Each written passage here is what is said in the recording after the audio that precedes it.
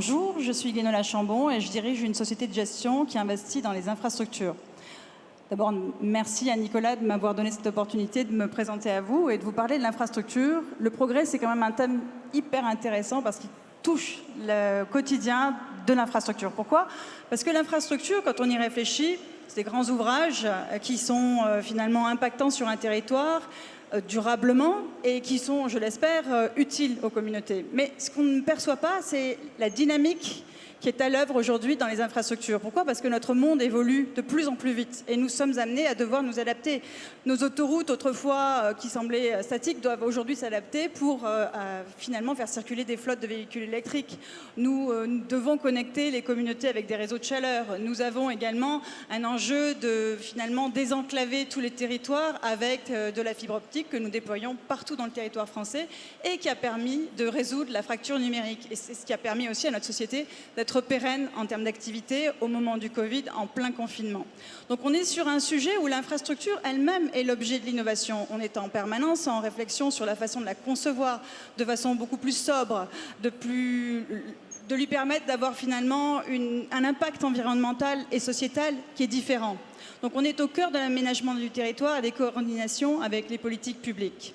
Aujourd'hui, quand on y réfléchit, et qu'on se positionne sur l'infrastructure, on est quand même au cœur du paradigme qui va essayer d'affronter et de résoudre tous les challenges de notre société.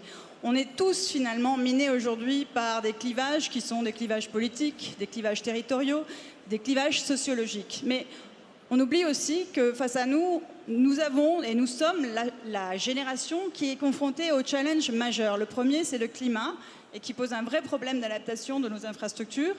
D'autre part, on a un phénomène d'urbanisation croissant. Et juste pour vous donner l'ampleur et le rythme du phénomène, on était avec à peu près un niveau de 30% de la population mondiale qui occupait finalement les villes à l'époque de la moitié du XXe siècle. On a basculé dans un monde éminemment urbain à partir de 2007. 50% de la population mondiale se retrouve désormais en zone urbaine. Et quelle est l'attente désormais à l'horizon de 2050, c'est-à-dire dans moins de 25 ans? On attend 80% de la population mondiale qui occupera finalement uniquement une surface ultra minime de la planète, c'est-à-dire 2% de la planète dans des villes. Ça veut dire que les besoins d'infrastructures sont colossaux. On estime à peu près à 100 milliards d'euros les volumes d'investissement nécessaires à l'horizon de 2040. Donc en fait, ça veut dire qu'on a des enjeux d'aménagement du territoire, des enjeux de construction, avec en perspective la limitation des ressources. Nous sommes également la génération qui est confrontée à finalement l'extinction des ressources disponibles de notre planète, avec en perspective 2 milliards de personnes qui vont nous rejoindre également à l'horizon 2050. Ces enjeux, ça veut dire utiliser des ressources qui vont être recyclées, les intégrer de plus en plus, mais c'est aussi passer par l'innovation pour trouver des moyens de construire différemment, d'avoir une approche éco-responsable, de pouvoir démonter les ouvrages qui sont construits pour les réutiliser ailleurs. Tous ces enjeux, ils sont majeurs.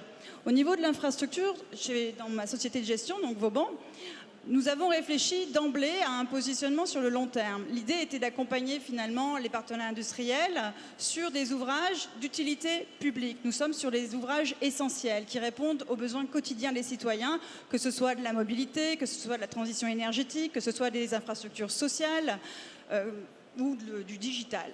Et concrètement, en fait, ce que l'on a réalisé en investissant à long terme, c'est qu'il fallait finalement se poser en permanence la question de l'utilité de l'infrastructure, de sa pérennité.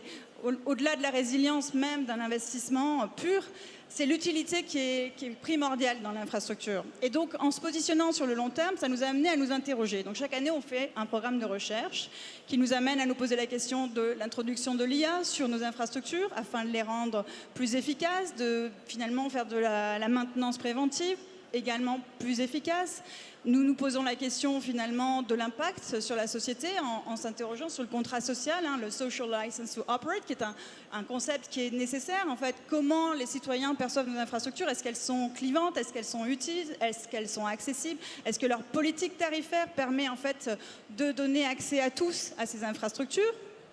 Et puis finalement, cette interrogation permanente et qui nous met en regard finalement les industriels, les investisseurs, les élus, les régulateurs, c'est un moyen finalement de faire tomber les cloisons et de faire travailler ensemble les différents acteurs d'un écosystème qui est finalement utile à la société. Pourquoi? Parce que l'infrastructure, c'est vraiment, ce sont les briques de notre société. Et nous avons un rôle majeur dans la façon dont nous allons modeler la société du futur. Choisissons qu'elle soit utile, qu'elle soit efficace et qu'elle soit inclusive. Et c'est vraiment notre rôle d'acteur de l'infrastructure qui va permettre d'arriver à ça. Quand on réfléchit finalement aux enjeux urbains, s'il y a bien 2% de la surface de la planète qui est occupée par des villes, c'est bien là que 80% du PIB mondial se produit et c'est ici aussi que 70% des émissions à effet de gaz sont générées. Donc ça veut dire que les paradigmes de régulation économique, politique et sociaux vont se résoudre dans les villes. Et l'objectif finalement, pour nous, ça a été de créer un espace de communication, de discussion, de débat, de dialogue, de collaboration avec l'ensemble des acteurs pour essayer de trouver des solutions, essayer de dynamiser un écosystème vers plus d'innovation. Alors à l'époque, on avait un président américain qui avait une très belle phrase sur le sujet et qui disait en fait... C'était Kennedy, et qui disait « Les problèmes de ce monde ne peuvent pas être résolus par des personnes sceptiques ou cyniques, dont les horizons sont limités par les réalités évidentes. Nous avons besoin de personnes qui imaginent des choses qui n'ont jamais existé. » Je pense que ce que Nicolas et la BPI réalisent aujourd'hui, c'est un catalyseur d'innovation, de créativité. Je trouve que c'est formidable ce qu'ils ont accompli. Et je salue cette initiative parce que ça donne énormément d'énergie, mais ça rompt les cloisons, ça génère de la collaboration. Et c'est de cette collaboration que nous arriverons collectivement à trouver des solutions. Voilà. Merci. Listen, baby. Ain't no mountain high, ain't no valley low, ain't no river wide.